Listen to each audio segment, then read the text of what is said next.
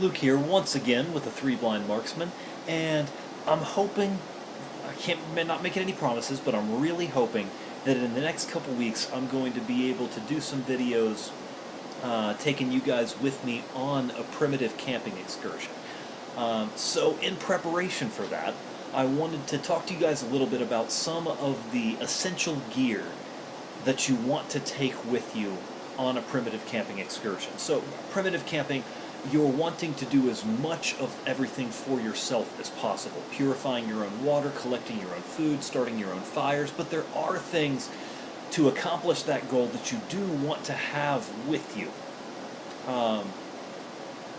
And so, particularly, one of what I think is actually one of the most important pieces of gear that you can have with you is a waterproof utility fabric, or in the modern day, there were various versions of what that would have been in ancient primitive cultures, but in the modern day, the best example that we have of that is the tarp. And so get yourself a small tarp. You can pick them up at Walmart or hardware store. You know, just get yourself a good small individual sized tarp. And this has three essential functions. There's a lot you can do with it, but three specific essential functions that you would be using it for on this excursion.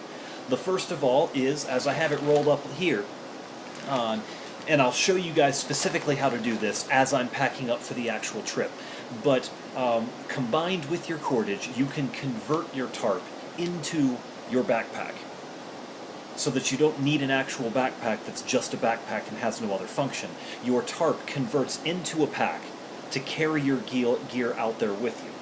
And in that later video, I'll go over some of the advantages and disadvantages of doing it that way.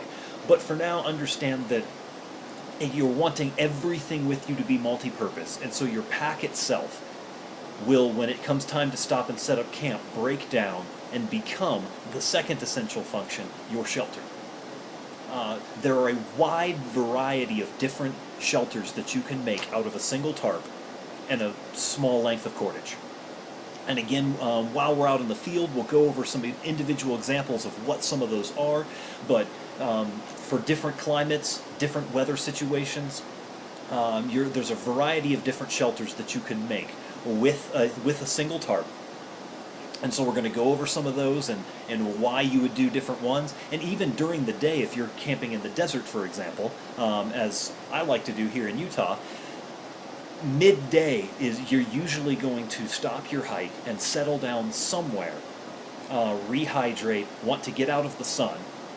And so your tarp can also convert into a shade shelter. It's a different style of shelter designed to provide maximum shade to protect you from the heat of the desert sun. So you've got your pack you're carrying, as well as your shelter in a variety of situations just with this one tarp.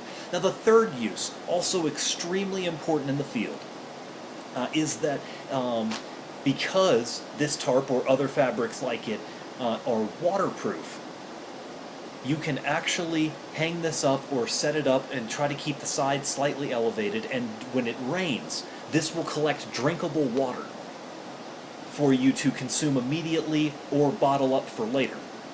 If you just try to set your empty water bottle out in the rain, it's not going to catch a whole lot of water. There's just too little space, not enough drops are going to hit there.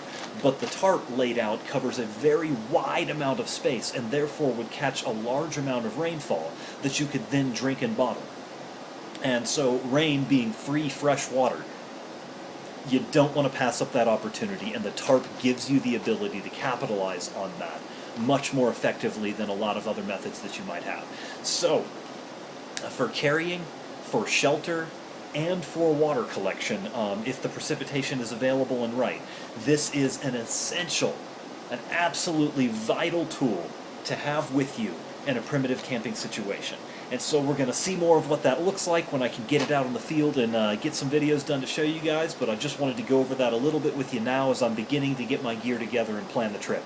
So I hope you guys benefit from that, and as we go over it more, I'd love to again see you guys posting some pictures and some things of what you guys are out doing joining in and being a part of this. And so, once again, this is the Three Blind Marksmen, and we will see you in the woods.